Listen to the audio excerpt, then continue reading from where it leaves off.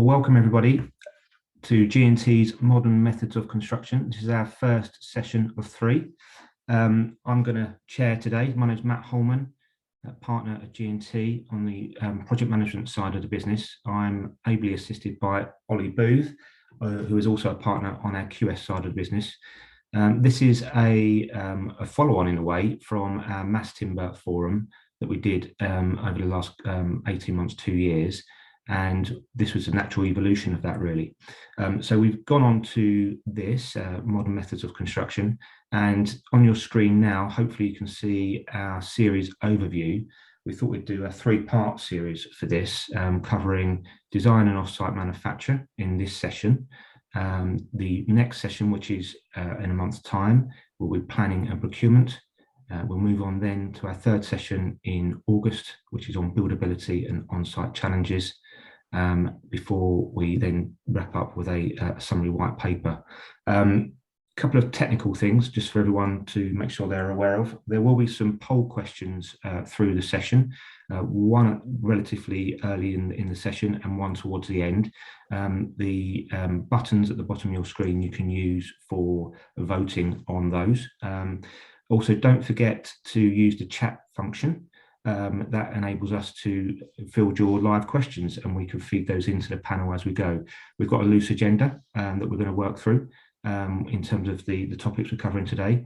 But if there are any live questions, it brings the whole session to life. So please feel free to ask those questions. They will be filtered to me by the team backstage, if you like, at G&T, and we can take it from there. Ollie, do you want to start with our panel? And we've assembled an expert panel again today. So if you want to just introduce those for us. Yes, please. Good morning, Matt, and to everyone listening in this morning. Welcome to session 1 of 3 in our G&T Modern Methods of Construction series. We've got a hell of a lot to pack in. As mentioned, this session will focus on the topic of design and offsite manufacture. We have carefully scoured the MMC industry for the most diverse panel in both knowledge and experience to openly discuss and give a rare insight into their thoughts and on these fascinating and intrinsically linked processes. Our panelists and experts come from all corners of the MMC industry, from organisations that are pioneering in the adoption of DFMA and MMC in the modern era, whilst also being disruptive influences in the very, very best possible ways. So here's to our panelists. Firstly, Andrew Shepherd, Managing Director of Top Hat. Andrew has over 20 years experience working for main contractors, delivering a wide range of off-site projects across different sectors. Top Hat is one of the UK's largest MMC house builders and is backed by Goldman Sachs. The company already has a factory in Derby capable of turning out roughly 800 homes a year. However, you may have noticed within the last 48 hours, it was announced in the mainstream press that the modular housing developer has announced plans to construct a new house building mega factory in the UK, which it says will help to address the country's chronic shortage of homes. When it's completed, believed to be roughly next year sometime, the new facility will be capable of producing 4,000 homes a year, making it one of Europe's largest modular housing factories. And next to Claire McAnallen, Business Development at Tide Construction and Vision Modular Systems. Claire has been part of Tide Construction and Vision Modular Systems for over 6 years. They are one of the most established and well-known volumetric companies in the UK. Tide Construction acts as development partner and third-party contractor, leading the transition from traditional to MMC within the industry. The company used their accredited off-site manufacturing, as mentioned, Vision Modular System, which has become one of the most highly regarded modular construction systems. Their knowledge and experience in volumetric construction means they are considered by some in the industry as leaders in the residential, hotel, and student accommodation sectors particularly. Just a few notable projects would include, if you pop down to Croydon, 2 of the world's largest high-rise volumetric buildings situated there. That's College Road, Croydon, which is some 817 co-living homes and 120 affordable homes, and George Street, Croydon, which is some 546 build-to-rent units. Shortly from East Croydon Station. There's also Greenford Quay, one of the UK's largest build-to-rent schemes for Greystar, and Apex House, Wembley, which is a 580 student bed scheme, which is about 29 stories. Some of their stuff is actually up to 50 stories. Tide state that their projects are substantially quicker to build than conventional construction schemes, often resulting in a 50 to 60% time saving on programme. They believe their method also results in significantly less disruption on site, with up to 80% fewer vehicle movements, a reduction in on-site resources, and reduced waste when compared to traditional methods of construction. And we'll talk more about sustainability and the part that MMC has to play later on. Next, we move to Gavin White, who is director at Ramble. Gavin is Director of Structural Engineering at Ramble and has been with the firm for over 20 years, involved in many MMC projects. He currently leads a team of over 30 multidisciplinary engineers working on off-site construction. Gavin has worked with all major MMC systems and advises clients at early stages on the opportunities for embedding off-site construction into the project to maximize value and benefit. And next to Jamie Hillier, a Parker at Akerlof. Akerlof is a leading consultancy specializing in advising developers on their strategy and adoption of MMC. Jamie works in both private and public sector, having advised government on policy relating to MMC and developing MMC strategies at department level. With a background delivering major projects contractor side, he has more recently been involved in leading R&D initiatives, not least technical author of the Construction Innovation Hub's platform rulebook. And next to Raj Kotecha, he is strategy and transformation leader at Laing O'Rourke. Raj has been at Laing O'Rourke for over 12 years and is currently the strategy and transformation leader. The Laing O'Rourke Centre of Excellence for Modern Construction, or Explore Factory as some of us know it, is Europe's largest and most advanced pre-assembly manufacturing facility. Raj believes that whether referred to as design for manufacture and assembly, off-site construction, or industrialized building systems, collaboration and off-site construction are possible panaceas, addressing safety, productivity, quality, cost certainty, and sustainability in construction. However, implementation of these techniques depends on collaborative working across the industry. In fact, when we got the panel together, Raj said that he'd only ever worked on MMC projects, which I think is possibly something that more and more of us are going to see as we go forward. And finally, but by no means least, Chris Bosley, Business Unit Director at Claritas. Chris heads up Claritas 4.0, a specialist business unit focused on delivering productivity and efficiency gains while operating as a principal contractor. As head of this unit, Chris brings many years of experience in development, contracting, and manufacturing to this forward-thinking and unique organization, which works across the MMC spectrum, deploying data and digital tools. So before we begin, I'd just like to say how thankful Matt, I, and the team are to our panelists for their time today. It's hugely appreciated, and we are really excited to hear their views. So Matt, back over to you. Thanks, Ollie. Thanks again to our panelists. That's fantastic to have you on board. Really good to see you all. So let's get you all warmed up with a question for all of you. What does MMC mean to you? And what do you believe is the current perception of MMC in the market? I'll pick it randomly, go around my screen. So Chris, do you want to kick off with that one? Yep. Thanks, Matt. So, I mean, the categorization from the department makes it very clear in terms of the categories that exist out there in the market, volumetric, panelized, and then the other forms, hybrids, that before there and represented well on this panel. But I think the key message is what you need to think about in terms of when you're either adopting or thinking of adopting these things, which is basically the main thing for me is interfaces. So whether it's the physical interfaces that you need to plan for or the commercial interfaces that you need to properly put the legwork into to fundamentally understand how it changes your existing processes. Thanks, Chris. Raj, do you want to go next? Sure, thanks, Matt. Yeah, MMC for me it's a couple of things. So it's about a product-led construction. I think that's how many people would see it, but also it's about the processes. So how do you actually execute that? And what I've seen in my experience is that's when it's done properly, it can enable a far smarter, far safer construction methodology. And frankly speaking, I think nowadays it's a lever that we need to get more comfortable pulling on.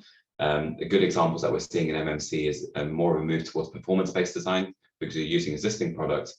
There can be performance-based design, which means that all the factor of safety upon factor of safety or factor upon safety that exists in design codes and guidance, we can start to eliminate some of that. And that's what's going to help us ultimately get towards, say, net zero futures, as well as other things that the industry is going after at the moment. I think in terms of its perception, it's mixed. There are many people would say it has a limited supply chain.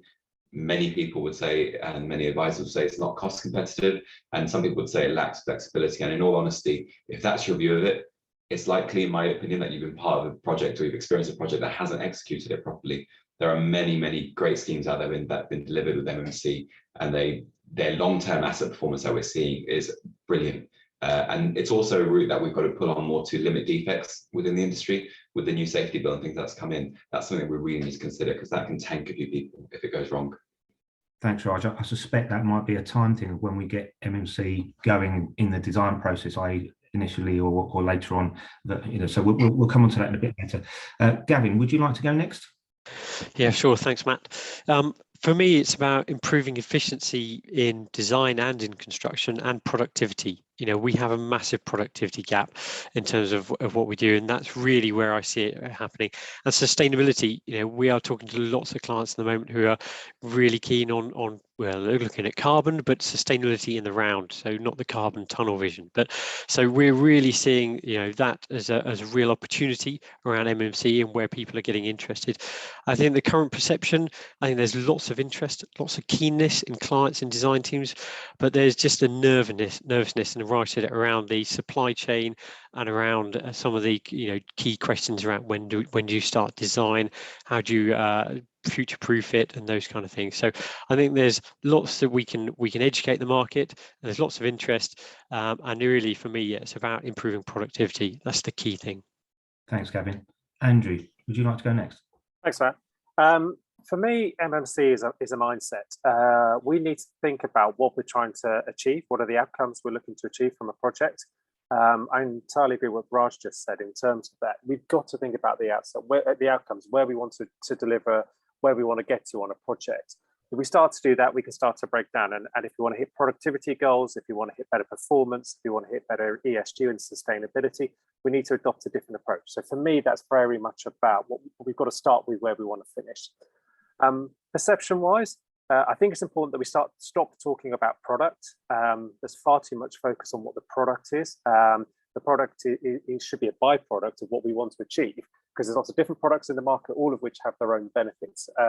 So perception-wise, I think the industry has become too focused on product. We need to just look at actually what we're trying to achieve in terms of better outcomes, better sustainability. Great, thank you. Claire, would you like to go next? Thanks, Matt. Good morning, everyone. So MMC is basically everything that Tide and Vision do. In terms of the categories that Chris mentioned, we fall under category 1, which is full volumetric modular. So we operate a vertically integrated procurement route, which is slightly different than some other MMC kind of delivery platforms in the industry. In terms of the perception, you know, we are seeing the challenges both for MMC and for the traditional construction industry, but we've been doing this for many years. And I guess we came from construction and contracting background, and we embraced MMC to, I suppose, address some of those shortcomings in traditional building practices. There's been huge momentum in MMC, and I think we're clearly incredibly demonstrating what those benefits are. I mean, we talk about program savings, but you've also program certainty, you've cost certainty. It's a much better quality product. It's a safer method of delivery, and not least it is more sustainable. And you know, we've kind of recently launched the findings of our academic research showing that we can deliver schemes up to 45% better in terms of embodied carbon. So we're saving 45% of embodied carbon compared to traditional. So huge sustainability savings, and we believe kind of it has to be embraced, and it's the way forward to sustainably deliver a high quality housing. Thanks, Claire. And last but by no means least, Jamie, would you like to answer that one? Thanks. Good morning, everyone. I mean, I think just going back on what has already been described, for me, MMC is much broader than just offsite. It includes new technologies, as Raj and a number of others have mentioned, the use of efficient processes as well, but very much as Andrew just described, it should be focused towards deliver better outcomes. It's very easy to lose sight of what you're trying to achieve when you get absorbed into the technical detail. And I think really there is such a broad spectrum of both views and understanding that people are at different stages of their maturity and understanding of MMC. I'm sure that's reflected by the audience. So hopefully today will help pushing people along that journey. Great, thanks, Jamie. Right, so that's got our panelists warmed up. Let's get our audience warmed up with our first poll question. Ollie, if you'd like to take that for me. Yeah, absolutely, Matt. Okay, in your opinion, or perceived opinion, or what we think perception is, what is the biggest challenge to adopting MMC? Is it change management and flexibility? Is it cost, cash flow? Is it insurance or obtaining warranties? Is it program and procurement? Is it supply chain resilience? Is it something else? Or do you not think any of these things kind of apply and you'd rather not say either way? So this helps us gather data, which helps inform our white paper at the end. This is about understanding what you guys think online now about what's the biggest challenge to adopting MMC. So please select one of those and we'll give you the results very, very soon. Great. So to avoid an awkward pause, I'll just give you an overview of what we're going to come on to next. So we're going to delve into the specifics of design shortly, and then we'll go on to manufacture. Raj, I'll probably start with you, Raj, on the next question, and I'll give you the question now so you can think about it. And the question is, do we need to specifically design for MMC? It's a leading question, but I'm sure you can put some meat on the bones there. So we'll just wait for the results to come in. Ollie, we got a drum roll yet? No, I can start drum rolling, but not quite. Any second now, Matt. It's coming in. I can feel it. Here we go. Okay, so 28% said change management and flexibility. 19% cost and cash flow, 3% insurance, gaining insurance and warranties, 8% program and procurement, 36% supply chain resilience. That's interesting. And that was something that came up, I think, when all the panelists said that I think there's a perception out there that there isn't that resilience. And maybe this group can help kind of demystify that, and we can kind of work together to educate the industry and prove otherwise. 0% non-applicable. But back to you and Raj now, Matt. Great, thanks, Ollie, and thank you everyone for the questions. They're starting to roll in now, so Laura and the team will start to filter those, and we'll weave those in as we can. So Raj, so do we specifically need design for MMC?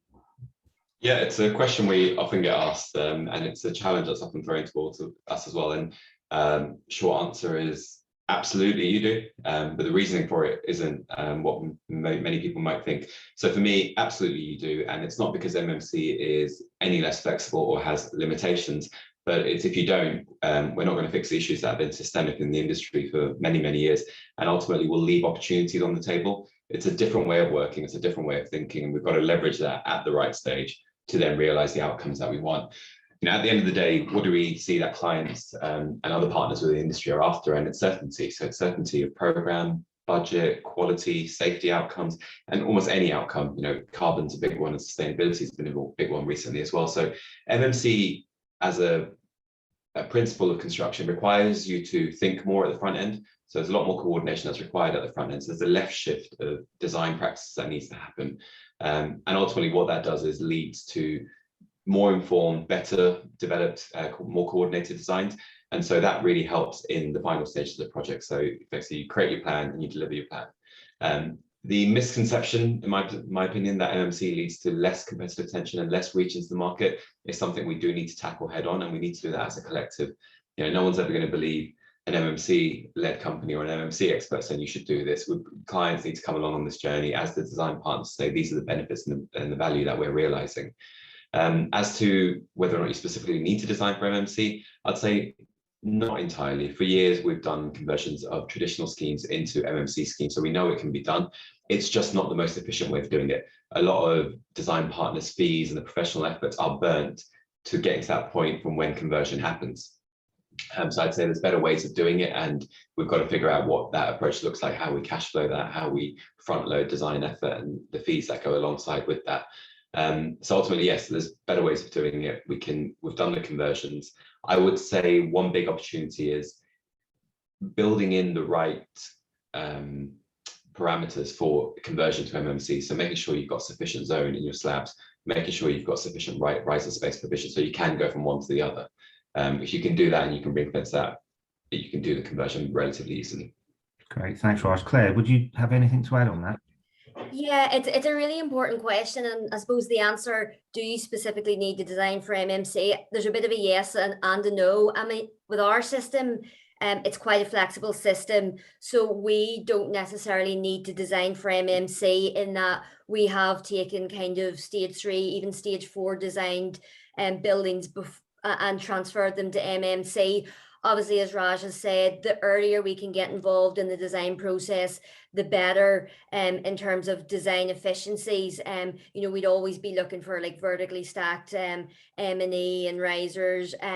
You know, we need to think about the line loads, but with our system, we don't necessarily need to design for MMC. We basically design from first principles, looking at the site context, the area, the planning stipulations, and then what we call is we modularize it. However, with using our MMC system, it's clearly off-site. So what we do need to think about then is logistics and cranage strategy. I mean, we're delivering 2 towers at the minute in Croydon. It's a 50-story and 35 story tower combined. So we need to think about getting the modules to site, and then we need to think about the install process and the weights and the lifting frame. So we with our system don't specifically need to design for MMC, but I would say that you have to take into consideration your logistics, your cranage, and obviously the earlier that you would get us involved, probably the better efficiencies that you will get, and the more easy it will be to modularize the system or your buildings.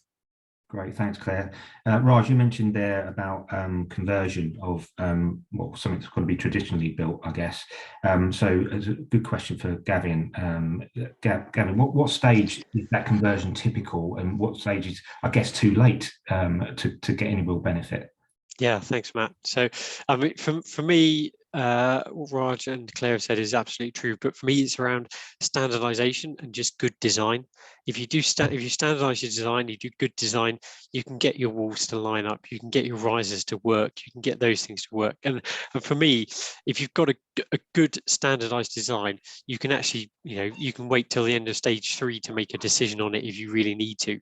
But you do need to make sure you got your wall thicknesses correct, because if you go from a traditional to modular, your wall thicknesses will go up, and you don't want to end up going outside of your planning envelope. So there are some key things that you really need to kind of think around if you're going for the modular.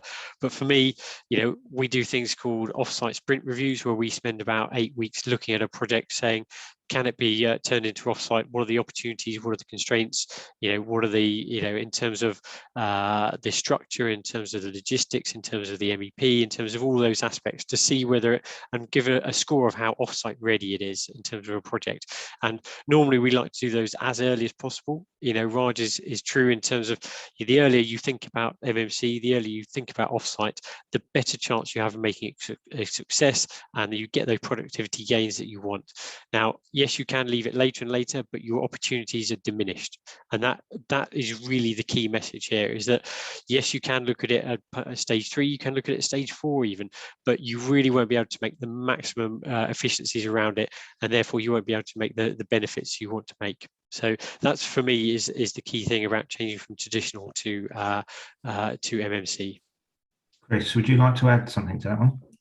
Well, only to echo some of the points previously, but I would also add that understanding the market and who can actually deliver what you want to do. I mean, obviously, you can go on that complete journey with someone like Tide right from the beginning. And obviously, some of the other points that Gavin touched on there, if you're doing a panelized solution, then there may be more suppliers out there that can meet your requirements with the requisite design information. So, for example, light gauge steel frame panels, there are some manufacturers out there, suppliers, and then working with separate installers that basically work on the same wall thicknesses with the same details, with the same wall build-ups. So basically, it gives you more flexibility. So I think, to pick up one of Andrew's earlier points, know your outcomes, engage as early as possible, and understand where people are advising you. It is best to be able to get that degree of fixity. Great. I mean, Raj and Claire both ably picked up on a number of the advantages of MMC there, which is fantastic. But Gavin, is there anything there that's, what you might see as a real challenge in converting? I think the key challenge is it comes back to this standardization. If you've got a complex design, it's going to be complex whether you do it in MMC or traditional. So having a clear, simple design philosophy around that will make it better. If you've got transfers in there, if you've got overhangs, those kind of things, they're always going to be tricky, whatever system or way you where you choose to build it, and therefore those kind of things will be a particular challenge around MMC and trying to make that work. So for me, it's about identifying those challenges early and trying to engineer those out so that we don't have them without obviously compromising the architecture or the vision for the system in terms of the building envelope and that kind of thing. So for me, you know, and modular or offsite often has this perception of being a cookie cutter kind of aspect, and if you go down the standardization route, you might think that, but actually this is a real challenge to us as an industry. It's a call to arms, as it were, to say actually you can make offsite, you can make it interesting, you can make interesting, good architecture buildings that are great to look at, great to work in, great to live in, through that standardization. So we don't need to look at it as a downside. We need to look at it as an opportunity for us as an industry to actually show what we can do, improve that productivity, and produce great buildings and great built infrastructure at the same time. Oh, what you did there, turn a disadvantage into advantage. So, well done. Chris, anything to add on that? I think it's similar about actually the amount of time that you need to work with your design partners on things like the interfaces and junction details. So you can actually go and buy, something that has been rigorously designed, rigorously tested, in effect, what top hat, for example, turn out, or you're working with your supply chain, for example, panel manufacturers, for them to be able to produce the details that they will warrant and will be liable and have all the accreditations. But you've got to allow your designers the ability to then convert that into your end product, your end asset, and understand all of the advantages and disadvantages of the different systems that are out there. Great, thanks, Chris. So Raj, we've talked how wide a topic we're trying to tackle here, but in terms of sectors, are there key considerations depending on which sector you're in? It varies. I think from what just Gavin and Chris have said, it backs up what my thoughts around the considerations of design are no different to those you'd have to adopt if you're pursuing a traditional design. And I'd say that the reason why that is more widely accepted with traditional designs is just the general comfort levels within the industry about how to approach a design traditionally are far greater than they are with MMC projects. So that will change over time, and that will make handling of those considerations a little bit easier. There are definitely certain sectors that lend themselves more to MMC. So good examples of those are prisons and schools. And the reason why they're good examples is that they are very much rules-based sectors. So there's a certain size of a prison cell, there's a certain size of the classroom, circulation spaces, and all of those. And as a result of that, what the industry's done over the last few years and last couple of decades, maybe even as well, is we've been able to create sector-specific solutions. So you can go to people in the market, you can buy a prison cell solution, you can buy modular classroom type solutions and volumetrics, as well as panelized classroom solutions. So they're more widely accepted there and more widely adopted. But in reality, the same applies to any sector. Some people might be shocked to learn that we've done a bit of an analysis on hospitals, and 60% of any hospital is standard. Similarly, large swathes of residential is standard. The grids and things are all exactly the same. So they're equally viable for MMC solutions. To be honest, we're even at a point now we're doing MMC on bridges. So we have a whole modular bridges program that is all parametrically designed. It takes 45 minutes to design a bridge, something that used to take weeks and weeks. In fact, it takes longer to do the Cat 3 check. It still takes 13 weeks to do a Cat 3 check on something that program was able to spit out in 45 minutes. So it's moving, but similarly in the nuclear sector, Hinkley Point is Europe's largest construction site, and that's got big elements of MMC, not just product, but processes, robotics, and things being baked into that as well. So the key thing here is the skill with MMC is different. So it's knowing, you need to know enough about what are the key criteria in any sector that need to be dealt with. And then you need to know enough about the products to know how can these products be deployed to deal with these key criteria. A good example of this is in, say, the life sciences. How do you deal with vibration criteria and maintain future flexibility? And if I was asked that question, immediately I know certain products are not going to be viable for the life sciences sector, certain products will be viable. And then it's about working with the design team and your design partners to make sure that that's well understood, the right zones and things are ring-fenced within the early design stages. So in short, standard solutions, offsite solutions are far more readily available for some sectors. We see that with the work that Top Hat and Vision have been doing. But where they're not as widely available, there are the SMEs available in the industry. So engage with them at the right stage and you'll be able to see what's possible and what's not. Okay, that's great. That's a really good summary. I was just going to bring in there a question from John Curran. Actually, he focused there on projects being the focus of MMC to be projects focused at scale. But is there with MMC is there a scope for more one-off possible bespoke or smaller scale projects in the UK? Just a brief answer on that one. Yeah. When it's bespoke, you just got to think about the costs. Writing off things like molds, writing off certain things that need to be done off-site. It's just how that then gets factored into the cost. Okay. But bespoke is definitely doable. Okay, cool. Thank you. We'll move on to manufacture now, if that's okay. We've got some great questions coming in, so we'll pick them up as we can. So first question, I guess, typically is, can you talk us through the actual process? I mean, I've been to the Explore factory and was blown away, actually. It's fantastic. But can you take us through the process? What does it entail? What are key considerations? And I guess Raj and Claire, I'll focus this one more towards you to start with, and then we'll bring the others in due course. But Raj, do you want to just pick that one up first? Yeah, sure. I'll give you a quick minute on it. Yeah, it's a brilliant facility, and when you kind of see it, you get to understand how this process really works. There's not enough time to go into the absolute detail of it, but as I said earlier, MMC is a game of products as well as processes. And like with any industry, if you are going to manufacture something, you want to make sure you manufacture it right. And what does that do? Well, that provokes a left shift in the design process. So a lot more of what we would traditionally see happening at stage 4, we want to bring into the stage 3 because it's needed. We need to know where penetrations are going in walls. We need to know where valves need to be on riser systems. All of that needs to happen earlier. That then gets driven through a 3D environment or a model environment, so a common data environment. We're then now at a position whereby we can take those live models and manufacture from them.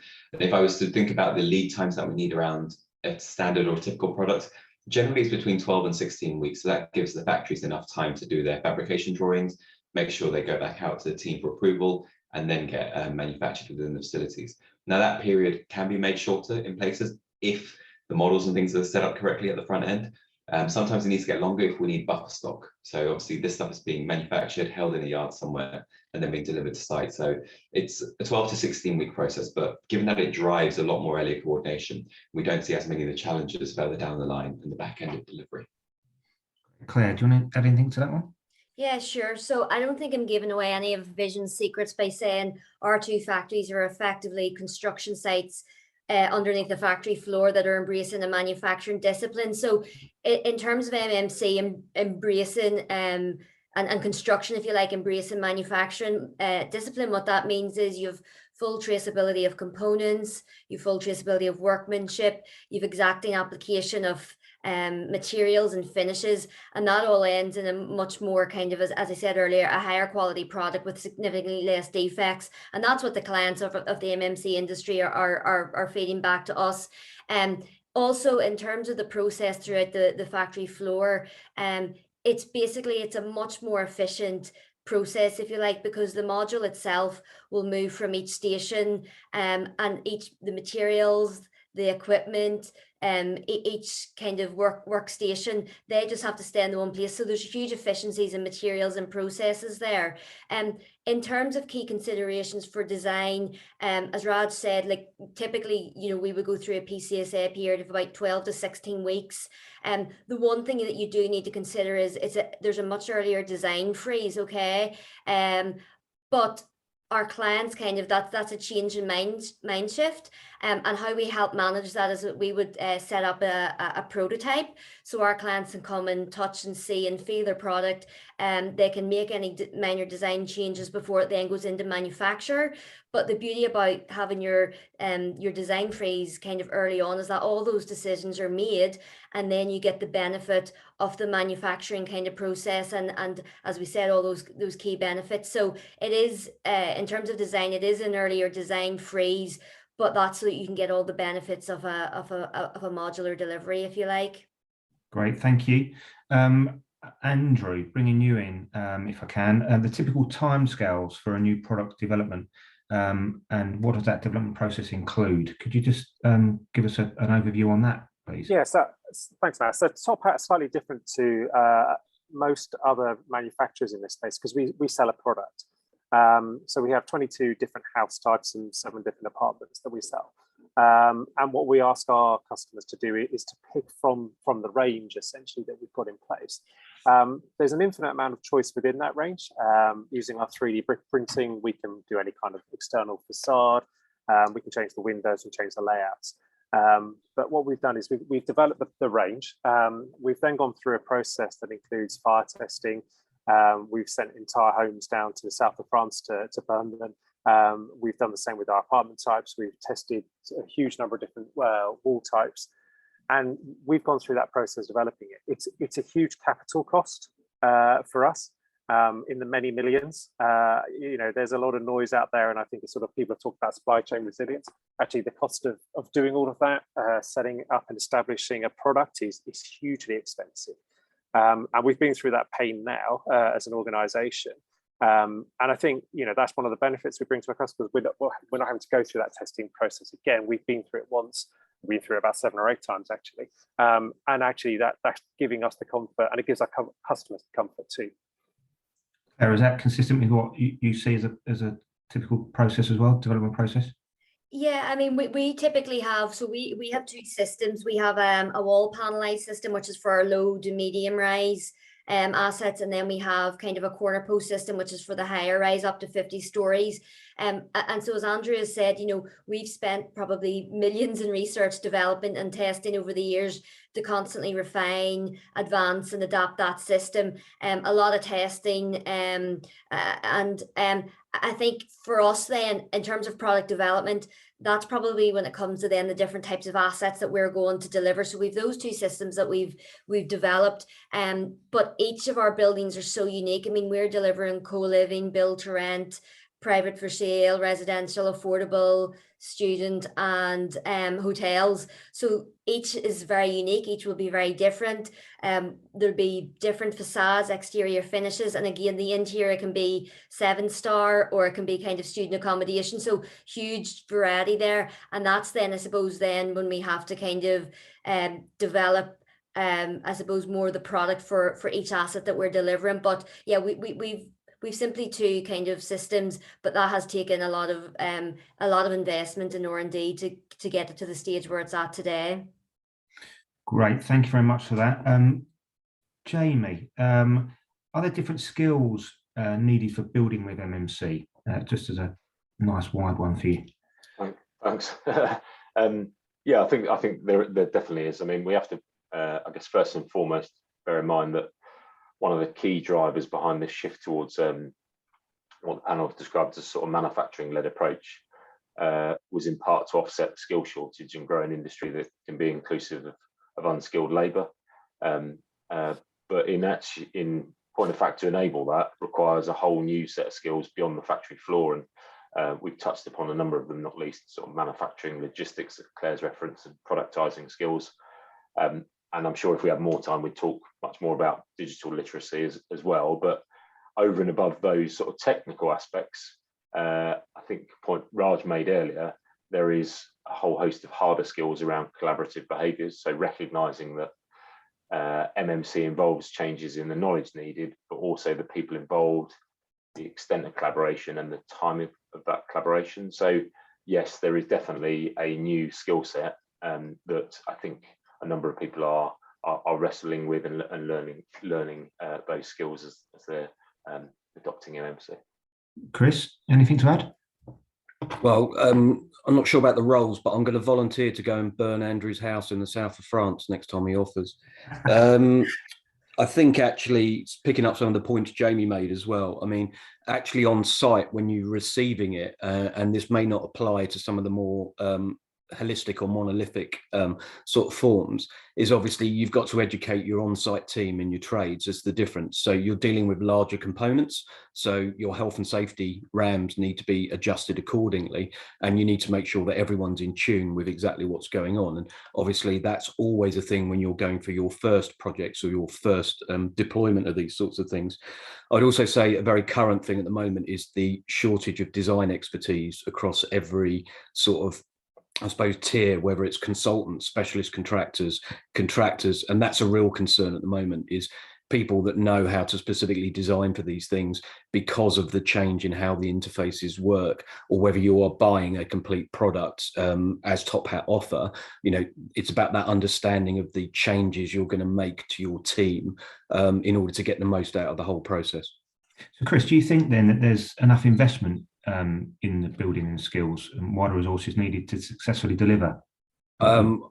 Well, I think there's never enough investment in this industry in terms of, because of the way that we always have to deal with very small margins, the timescales that we have to turn around in this industry, the fact that we turn bespoke to bespoke, which is why I think when you start to see the drive from certain obvious sectors, as Raj mentioned earlier, and Jamie's been involved in with the prisons from there, and then you start to see that filter across because people can see the benefit, and not just at the larger end scale of things. I think people will then start to see how that can flow down to the fact that you look at a typical sort of garage site behind a house and then realize that actually there is something that you can do above DPC if you're thinking about it earlier on rather than bespoke designing again. And then the advantages that gives you in terms of, lack of disturbance on neighbors and everything else that you're doing, as long as logistically you plan for it correctly. Jamie, do you want to add anything to that one? Yeah, I mean, I think I definitely echo Chris's point that there's a reality we all have to deal with in terms of that investment in future skills to give you a longer term benefit, whilst maintaining and delivering the sort of short term, the immediate. And that's probably that really resonates with businesses, particularly in times like now where it's a sort of volatile and uncertain market. You're trying to deal with a whole host of other factors. Having said that, I guess we've observed that there is a trend around investment towards MMC, and I think in the same way that forums like today are shaped towards raising awareness and understanding, there's a number of programs now that are springing up that are supporting companies to do that. So I think the change isn't happening immediately, but yeah, there is seems to be a bit of a shift in tide, I would say. Thanks. Andrew, we've teed you up nicely there, given what's gone on in the last 48 hours. So on the investment question, I mean, other than putting security around your house and perhaps a sprinkler system in Chris is in the area, do you want to pick up on that investment question? Because it's obviously pertinent to you right now. I mean, there's different aspects to it, Matt. So one of the first things is what are we trying to achieve? So as an organisation, we're trying to increase the amount of capacity in the market to deliver new homes. So our focus is obviously on homes, and we're trying to increase productivity. There's a huge skills shortage, there's a huge labour shortage, there's all of those challenges, material shortages. So we've got to think differently. So actually, it's not investing in doing the same old thing. We need to take a different approach. So we look at automation. So we've invested heavily in automation. So as part of the new factory, we're buying £30 million worth of robots that will enable us to automate about 50% of the process. We're also looking at how we can change the approach to how we do things in terms of type of people. So we do not want to be taking the limited capacity in the market, so the limited trades, and bringing them into a factory. Actually, what we're trying to do is bring new people into a new industry. So what we are doing is we are only, in our current factory, we've got about 250 people, of which only 18 come from the construction industry. So we are trying to reduce pressure on the construction industry and increase its ability to deliver new homes. So that's where we're trying to get to. That requires a huge investment in training. As part of our new facility, we're setting up an academy. We're working with Central Beds College to develop a lean manufacturing course that will enable us to train up and bring new people into the industry, and people that wouldn't necessarily want to go and work on a construction site normally. People that are used to working in other industries. So it's just creating a wider opportunity and a wider pool of talent that we can bring into, in our instance, to create new homes. Thank you for that. Good summary.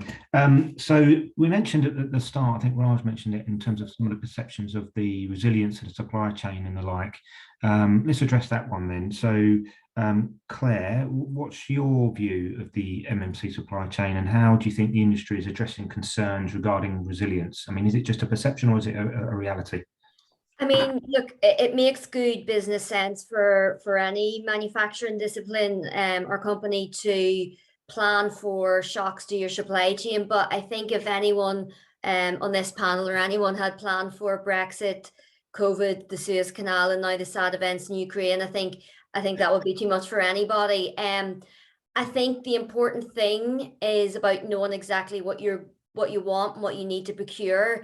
And I suppose with MMC, you are, as I said earlier, you are designing earlier, and you're freezing that design, so you know exactly what you want. And you know how much you need to order, you know when you need it. I think the important thing is that so that makes us not less susceptible, but it does help when you know exactly what you need and how much you need when. But I think the important thing is about having really good, strong relationships with your supply chain, constantly reviewing your supply chain. And I suppose that does help, I suppose, us when we're trying to deliver better quality homes under a manufacturing discipline, to know exactly what we need. So yeah, I do think it's about planning, and it's about keeping in touch with your supply chain. Great. Chris, do you want to add anything to that one? Yeah, I think there's some smaller things that have massively contributed to this as well. So things like IR35, and in terms of the ability to, if you like, turn resource on and off. Simple things for us as a contractor, like the change from ability to use red diesel to white diesel. These sorts of things all start to affect the ability, the robustness of your team. And certainly increasing PI insurance has massively affected the specialist subcontractors and the ability they can supply. And at the end of the day, even though we may be concentrating on, say, that the large manufacturer, there is still that supply chain hinterland that has to supply. So you've got to, as ever, look after your supply chain. That's where some of the vertically integrated models work very well, because they do replicate the automotive industry. But the single thing that I've learned from my experience of having sat all those different sides is just throughput and consistency. And that's what the more experienced, mature people are very good at, whether they've been doing it abroad and then come here, or whether they've just suffered it previously in a failure. It's just that throughput and consistency in a factory. And that's probably the single biggest thing that clients can help with, other than just cash. But that throughput and consistency over a number of years enables people to set up accordingly to do so. And, that sort of, I think the American expression is a duvet client, is just, the dream that most manufacturers will be wanting to get. Yeah. Ollie, do you want to pick up on our second poll question? Yeah, absolutely, Matt. So, okay, moving from challenges now to kind of, as Gavin kind of touched on earlier, in your opinion, what do you believe is the prime opportunity when using MMC? Is it carbon reduction? Is it efficiency and program? Is it health and safety? Is it quality control? Is it social value impact? Is it waste reduction? Is it other? Or would you rather not answer? Unfortunately, you can only click one of these. I'm sure there's probably a couple you'd like to click, but we're trying to separate what we think is the kind of biggest prime opportunity when using MMC. And I don't know about you, Matt, but listening to that course that Andrew's laying on, I wouldn't mind having getting on that course for learn different trades, and it might help me around my own home as well. It sounds like good fun, to be honest. Never know. Right, whilst our audience is answering that, there's a good question. In fact, there's been a number of good questions actually that have come in. One from Mark Punsack. Hi, Mark. Thanks for joining us. How do you ensure adequate levels of safety when using a performance-based design approach? The levels upon levels of factor of safety in codes are there for good reason. There is a bigger debate about factors of safety generally, but what is special about MMC? Raj, do you want to pick that one up? I thought that was quite a good one for you.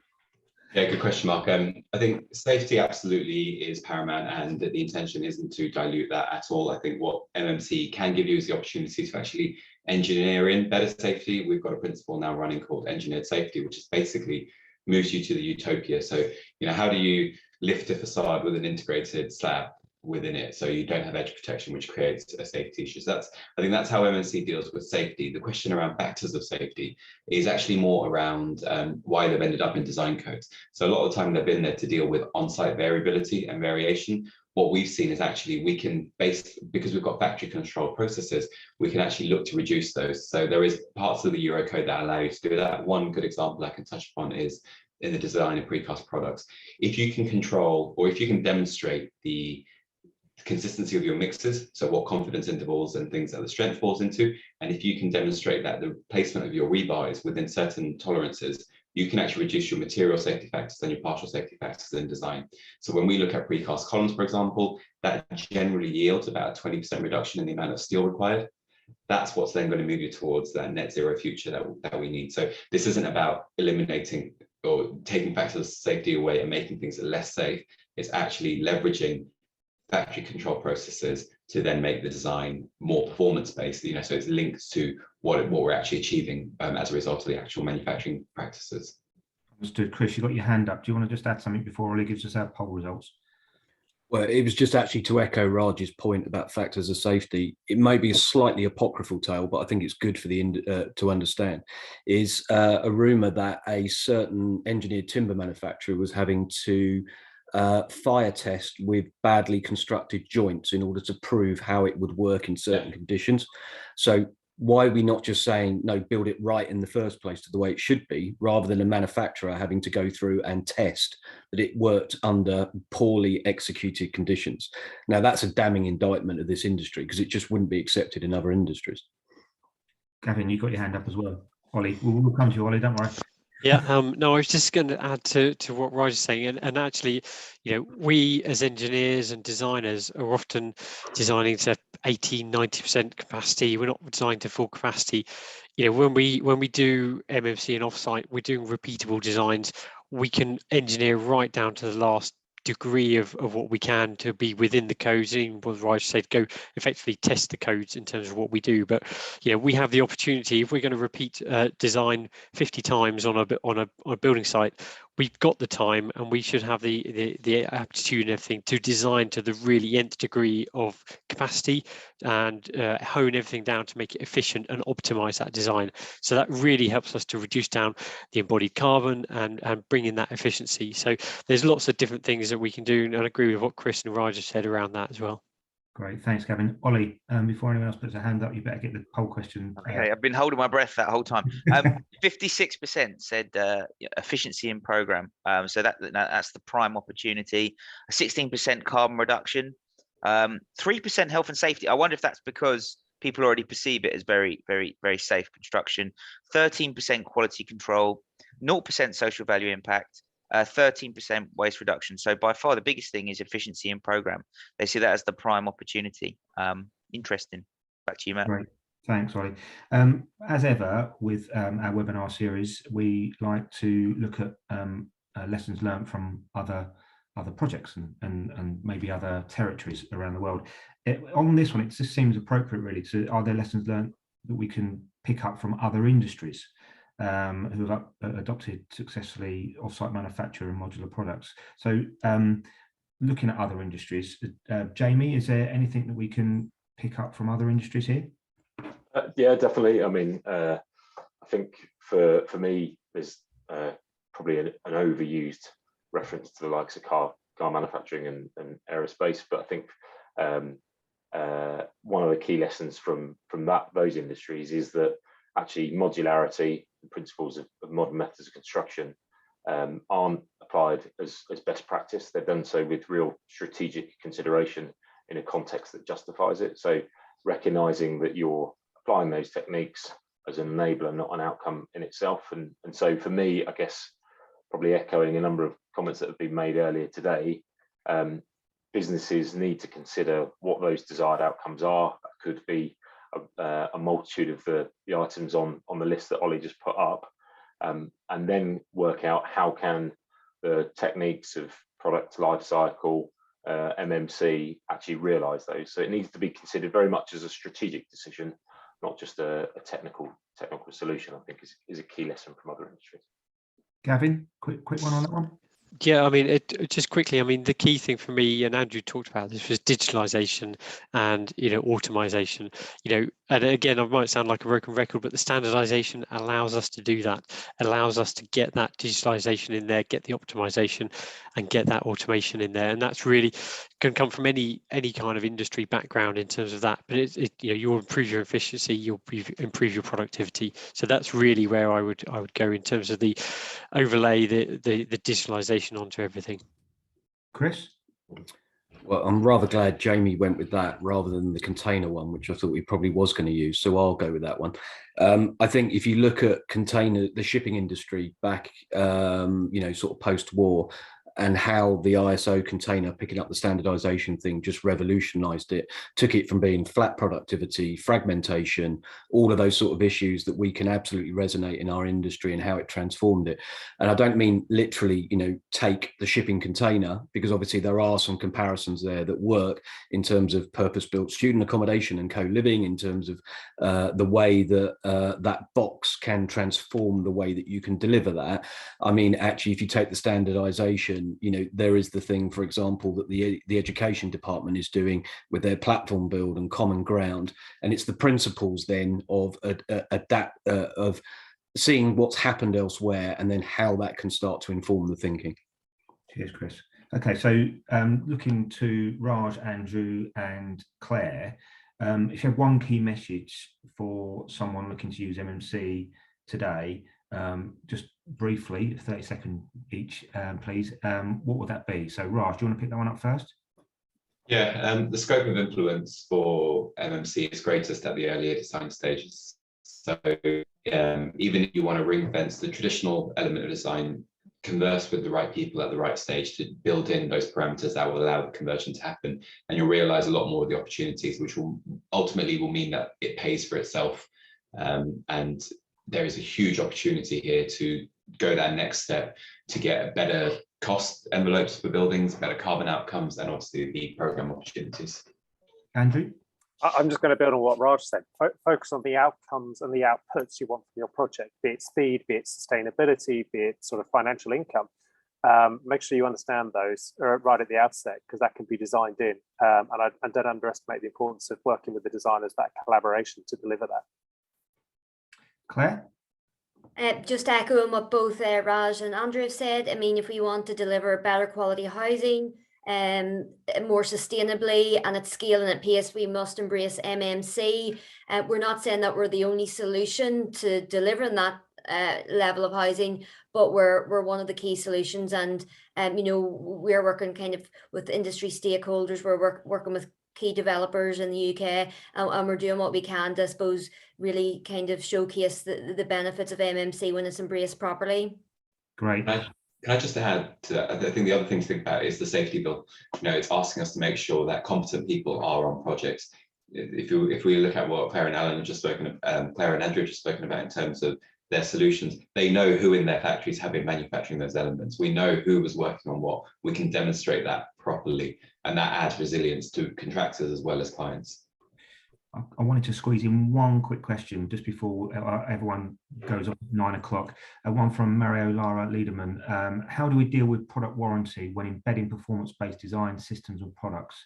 i.e., who takes responsibility, and what are the insurance cover consequences of this? I know it's quite a detailed question, but could we just have one of you answer that very briefly? Because I just like that question, and I just wanted to make sure we get an answer. Who wants to pick that up?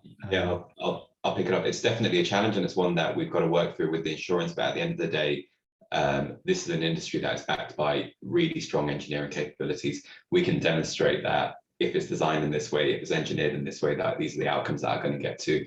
And this is where we've got to take away that reliance on factors of safety and comfort. So there's an upskilling around how to design performance-based, and then getting almost the external influences from the industry comfortable with that approach. It's about managing a risk. So it's data, knowing how things were manufactured, and consistency around manufacture is what's needed. Great. We're just about out of time, everyone. Thank you all, panelists. That's been really, really good. Thank you for your time. Next time we'll be looking at planning and procurement. We've already sent a calendar invite for that. That's on Tuesday, the 19th of July. If you haven't got an invite for that, then please let us know and we'll come back to you. But thank you, panelists, particularly to Chris, who's got COVID. So thanks, Chris. That's much appreciated. You're a trooper. And we'll share this via video, this video link, so you can share it with your colleagues for those in the audience who want to share it with their colleagues. So thank you all, and see you all next time. Thank you. Bye-bye.